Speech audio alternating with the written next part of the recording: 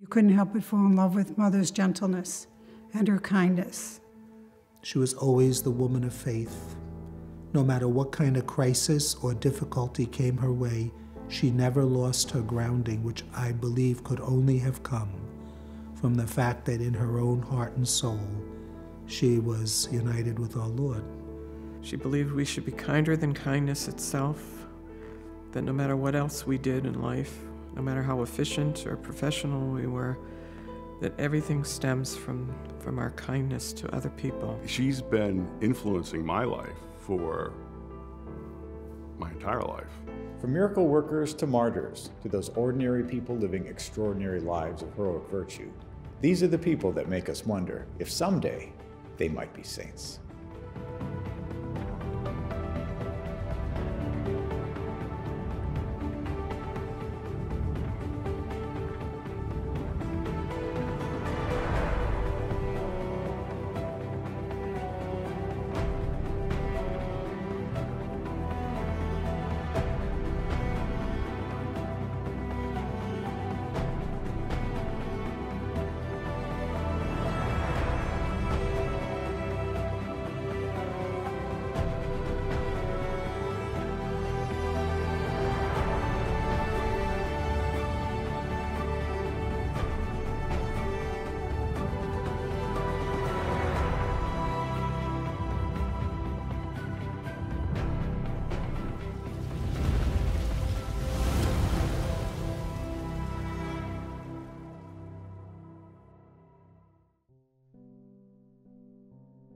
Mother Mary Angeline Teresa McCrory was born Bridget McCrory in 1893 in Northern Ireland. The family later moved to Scotland for financial reasons and lived next door to Holy Family Catholic Church. Bridget Teresa McCrory was born to parents Thomas and Bridget McCrory in Ireland in 1893, the second of the 5 McCrory children. Her early years were spent on the family farm, and she grew up close to her maternal grandfather. She was the playful ringleader amongst the children, but she also had a shy, serious, and pious side. She was tuned into the Lord at a young age, very pious. She could recite the prologue to John's Gospel from memory. She got the prize in school. So she was very much geared to the Lord from her early childhood. Watching her mother care for her elderly grandfather at home helped inculcate in her the love for the elderly and the tenderness for the elderly. As Catholics in Northern Ireland at the time especially, her father found it very difficult to obtain work. When she was 7, the McCrorys moved to Carfin, Scotland, in search of better job prospects. As she got older, she often stopped in Holy Family Church near the McCrory home to pray and help the pastor. Father Dean Croonan arranged the flowers to decorate the altar for feast days. He saw a religious vocation in Bridget and the seeds of holiness, too. They lived right next to the parish church, so she was able to make her visits to the Blessed Sacrament. She helped the parish priest. She arranged flowers for the altar. Mother saw adorning the altar with flowers as a way of praising God. She, too, was thinking of entering the convent. She'd been attending the Elmwood Convent School since she was 12. French was her favorite subject. She even started using the French spelling of her name. When she met the French nuns, the Little Sisters of the Poor, as they came through town begging, she wasn't deterred by having to make her novitiate in France. The sisters dedicated themselves to caring for the elderly poor and begged to support themselves and those they cared for. The Little Sisters of the Poor have a custom of not accepting payment for the services that they provide to the elderly. They came to her house to beg, and her mother, of course, would let them in, and I'm sure had a cup of tea, and that was really her first introduction to the Little Sisters. The family would welcome them and give them whatever they could afford, and that's one way then Bridget McCrory got to know the Little Sisters. And she felt the seeds of a vocation. When in 1911, her father tragically died in an accident at the steel mill where he worked, Bridget decided to enter the Little Sisters of the Poor the next year. Sadly, was severely burned in an accident and died young. leaving the mother and widow and the family to be able to go on. It must have been hard for her to approach her mother and say, I think I would like to leave home. But her mother was very much tuned to the will of God. She is somebody that I can relate to because she heard God calling her, and she answered that call without hesitation.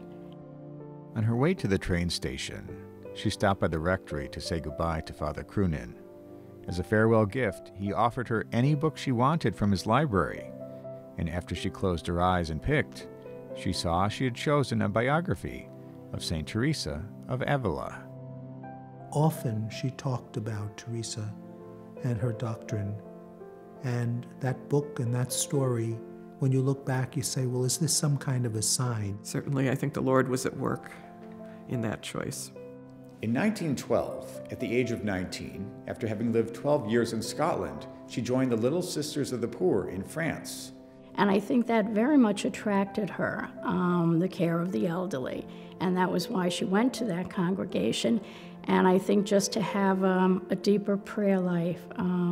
Mother loved the church and she loved her faith. And I think she just truly felt called by God to serve him. After a short postulancy in Scotland, she went on to France, first to Paris to improve her French, and then to La Tour for her novitiate. She took the religious name Sister Angeline of St. Agatha. In 1915, she professed her first vows. The First World War was raging, delaying her departure for her first assignment, Brooklyn, New York. In the meantime, she helped care for wounded soldiers in La Tour until there was a ship ready to brave the German submarines menacing the Atlantic.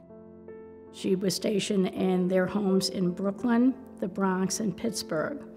And we always say it was there that she fell in love with the American people. It was pretty amazing for a younger sister. She was given responsibility. And eventually she became the superior administrator of that home in the Bronx. So that shows that the Little Sisters saw something in her.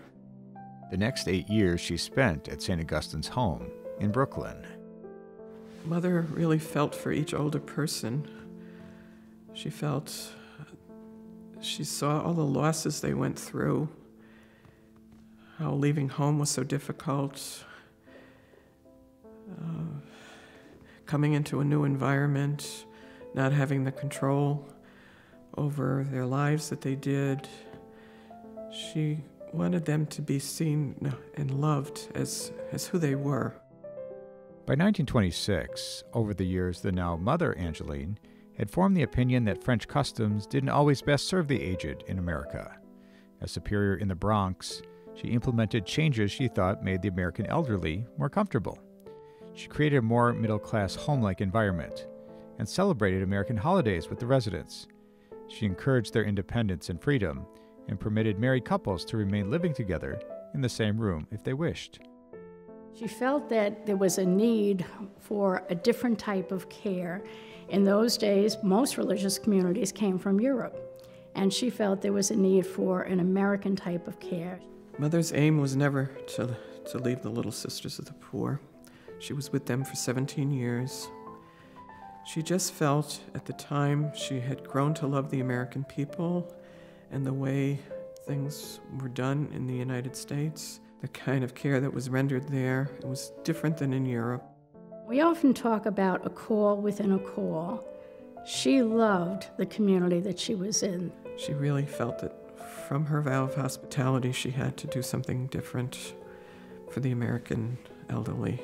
Father Dionysius Flanagan took a large bouquet of the roses and decided to bring them to the Little Sisters of the Poor and Mother Angeline at Our Lady's home. We often say that when your prayer has been answered, if you pray to the little flower, that you'll receive a rose. She did take that as a sign, and I think that could have been the final decision to affiliate with the Carmelite order.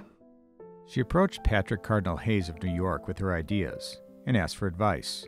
He, too, thought that more needed to be done for the elderly. He encouraged her to strike out on a new path. If it was God's will, she would succeed, he told her. This gave her the courage to move forward. He encouraged her to be faithful to her vision and that he would help them in any way that he could. And she kind of poured out her heart to him that she didn't want to do this, but she didn't see any other way. He listened to her struggle, and I think he gave her the confidence then to go ahead and do what she did. In 1929, she and 6 other sisters received a dispensation from Rome to leave the Little Sisters of the Poor. And it was extremely painful. Her whole life it was very painful, thinking about that, but she knew she had to go forward. The founding sisters of the Carmelites of the Aged and Infirm stayed temporarily with the Sparkhill Dominicans. The teaching sisters helped Mother Angeline and the other sisters sew their new brown habits. The new community would be Carmelite. She was given an empty rectory in Upper Manhattan to start with. In September 1929, she opened St. Martin of Tours' home with 7 residents. In 1931, the new community became officially affiliated to the Order of Carmel. I can't imagine what it was like walking into that rectory and setting up. When she entered the Carmelite Sisters and they were getting themselves organized, she changed her name to Sister Angeline Teresa. My mother had a great love of the Carmelite saints, in particular St. Teresa of Avila and St. Therese, the Little Flower.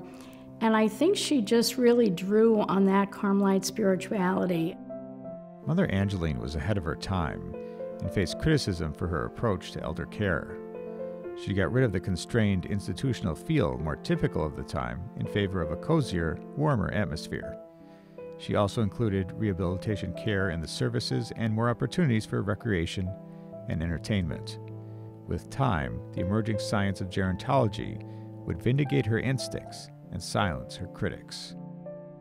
Mother Angeline always stressed that we were to care for the residents in a home-like environment. And today, that's very much called for by state regulations, and I often think we were ahead of the time. When the residents are admitted to our homes, Mother used to encourage that they bring little things that belong to them so that that room would feel like home. The Great Depression was also settling over the country as she was opening the first convent. But nothing deterred her. On the contrary, the community grew quickly, and she opened homes at lightning speed. When they would open a new foundation, she would always go and cook and clean for the other sisters as they helped to set up the house. She helped to decorate the chapel. She was full of joy that now there would be another tabernacle for the Lord. And she mixed with the sisters and encouraged them in, so very many ways. Mother's gentleness with the residents, always smiling with the residents, serving them in the dining room. She was extremely kind, always wanted nothing but the best for the residents. And I don't mean best in good quality, best in kindness, best in giving, best in knowing their needs, and in knowing their needs, how could we meet those needs? And that was Mother's, I think, greatest quality that she taught us and taught all of her sisters. The Carmelite Sisters' homes, the atmosphere to this day is bright, optimistic, friendly, warm, home-like, and that reflects her spirit. She was able to bring those who followed her and whom she trained to walk in the same path. Kindness was one of her outstanding virtues. She always showed the volunteers of the nursing homes her gratitude and had little gifts for them. She loved the elderly, but the youth of the newest members of the community energized her. She often said that she never wanted to live in a house without novices, and she never did. She taught her sisters to give the elderly tender and affectionate care. Her writings are just beautiful that encourage each of us as her sisters. And she tried to be kinder than kindness to anybody that she encountered and tried to teach us to do the same. She always said, care for the elderly residents as you would for your mother, your father, your grandmother, your grandfather. And I think her warmth and her compassion, it still is very important in the care today. She was an extremely strong woman, and she had to be tough when she had to be tough, but she was extremely kind on the other hand, and extremely generous. She had a very kind and human approach to how she governed the sisters. She said efficiency is wonderful, but kindness should be the hallmark of our homes. She was the superior general and foundress, but she was the easiest person to talk to, and she always showed genuine interest in your life and what you hope to be. She was very inspirational to young women who were looking for their religious vocation. I was a novice up here. You know, Mother really lived here, and as novices, we would see her. Occasionally she'd give us a class, but we certainly felt her presence. From 6th grade on, I saw Mother Angeline working as well as the sisters all working until I went through high school, and saw the great and kindness and hardworking sisters that they were as well as their joyfulness. Their joyfulness truly is what attracted me. I was coming up here since 1955 as a baby, and it was just a common thing to do. And we saw all the sisters, and she would take care of us. And then it started to dawn on me how big a thing the Carmelite system had become, and how important it was to the elderly. Her Irish sense of humor stayed with her even after decades in America. Her laughter was contagious. Mother Angeline loved inviting and often visiting with clergy, from cardinals to parish priests. She often turned these meetings into parties with the sisters, playing and singing music. She was friends with many of the most influential churchmen of her time, but she hobnobbed with cardinals with the naturalness that comes with humility. The honor she paid them came from seeing Christ in them. In 1957, the Carmelites of the Aged and Infirm received official approval as a religious congregation. On the heels of this approval followed the Second Vatican Council, whose teachings she embraced as she saw that responding to the needs of the time was at the core of her work. When she celebrated her Golden Jubilee as a religious, and 30 years since the founding of the Carmelites of the Aged and Infirm, she had opened 40 nursing homes. The count would reach 59 by the time that she died.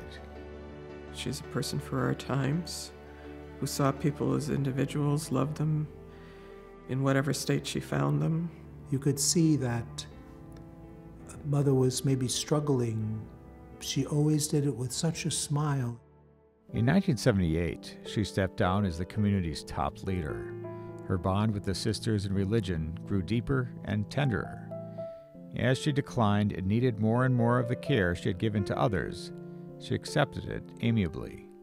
Even as she grew quite frail, she loved to gather the sisters together and sing. Sometimes she directed too. She who had worked her whole life to take care of the aged and the infirm, when she herself was aged and infirm, she took it with such graciousness. In January 1984, she suddenly took a turn for the worse. She died surrounded by her sisters at St. Teresa Mother House at Avila-on-Hudson in Germantown, New York.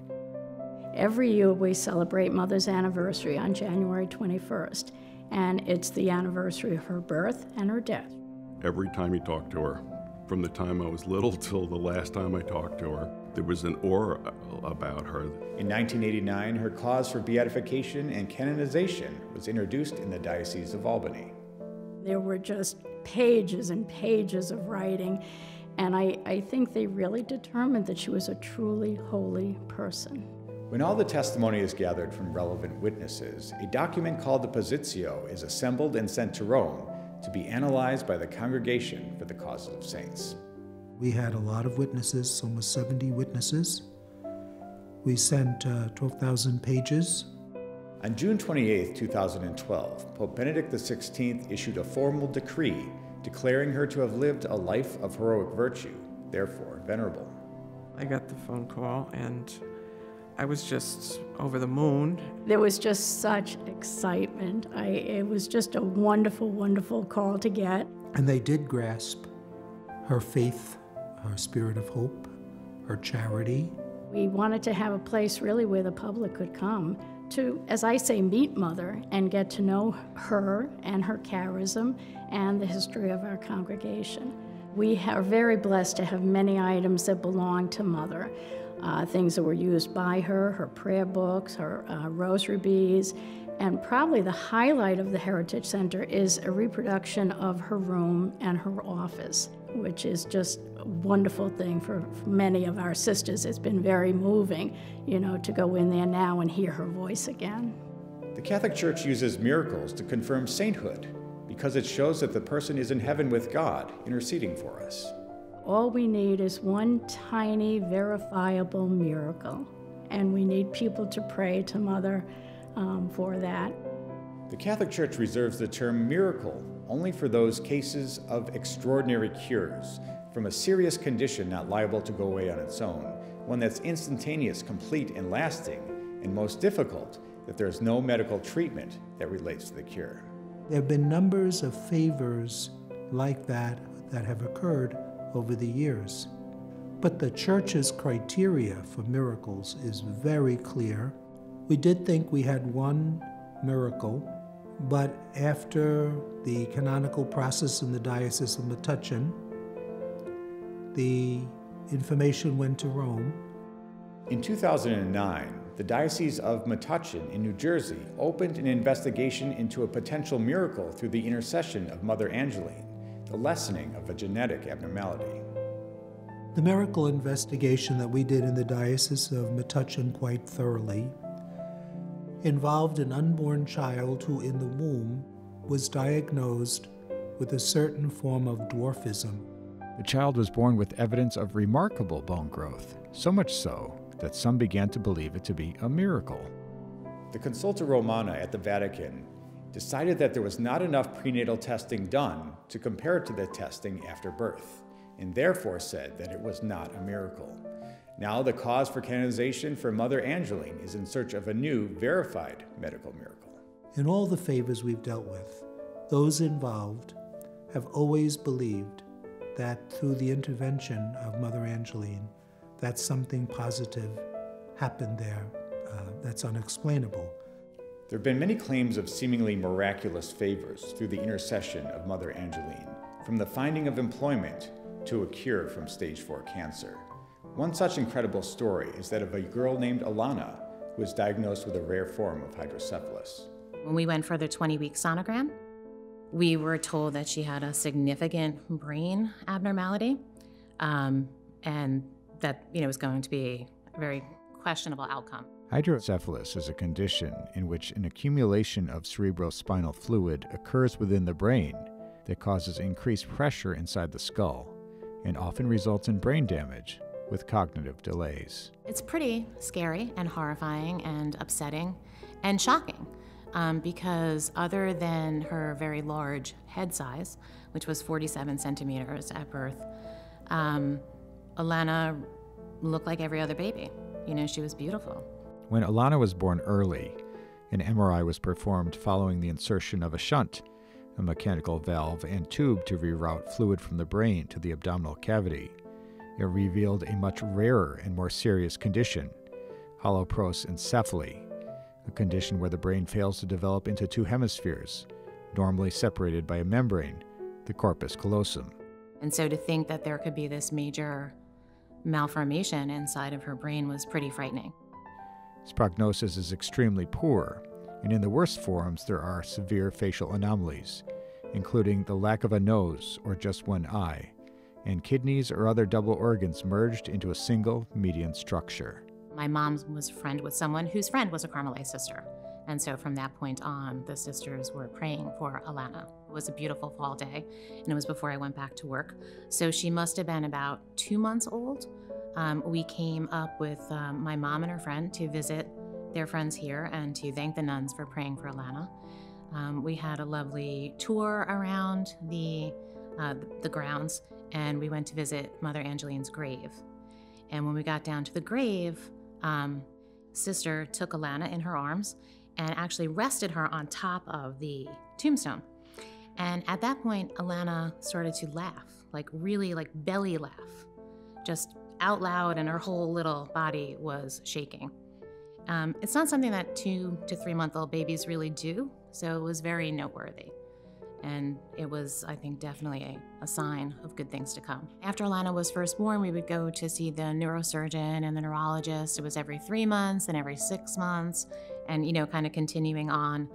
And I know that every time we went to visit them and we sat in the waiting room with Alana, who was walking and talking and reading and sitting amongst all those people who were not doing those things, that we always felt, you know, blessed. And the doctors were always happy and surprised to see her, because that wasn't often their experience with their patients. Going to the first meeting of the early intervention intake team in the public school district, and the director coming into the room, looking at the paperwork that listed all the diagnoses, and asking, "Are we really putting this child in a regular classroom?" And I said, "Absolutely." Alana has always exceeded everyone's expectations, whether ours or the medical doctors. I mean, they expected her to go to a little school, you know, every day. They would not be expecting her to, you know, go to college. When you think about all those potential diagnoses, and then you see who Alana is today, a college student, clearly a huge blessing. We're very grateful to Mother Angeline and all of the sisters for their prayers. She's the reason that I am here today, that I'm a healthy adult. The doctor said that it'd be lucky if I could function, walk, talk, feed myself. I firmly believe that it's because of Mother Angeline's intercession and all the sisters who prayed for us that I am here today. Relatively normal and college student. I hope to be a special ed preschool teacher. She devoted her life to taking care of other people, and something I would like to emulate in my own life. Someday, when 2 miracles are found and validated by Rome, Mother Mary Angeline Teresa McCrory will go down as one of the great saints in the history of the Catholic Church in America. Her life was a perfect example of how we can make the world a better place. I think when we are always feeling a little desperate, you know, that Mother Angeline is always the person that we pray to. We pray to her to make sure everybody stays on track in the family. I wouldn't hesitate to pray to Mother for anything, because if it's God's will, you'll get it. In my mind, she already is a saint, but I do think that in my lifetime, we will see that. I certainly hope Mother would be declared a saint. I think she's a saint for our times, in her love for the elderly and her respect for the dignity of each person. This has been They Might Be Saints. I'm Michael O'Neill. Thanks for watching.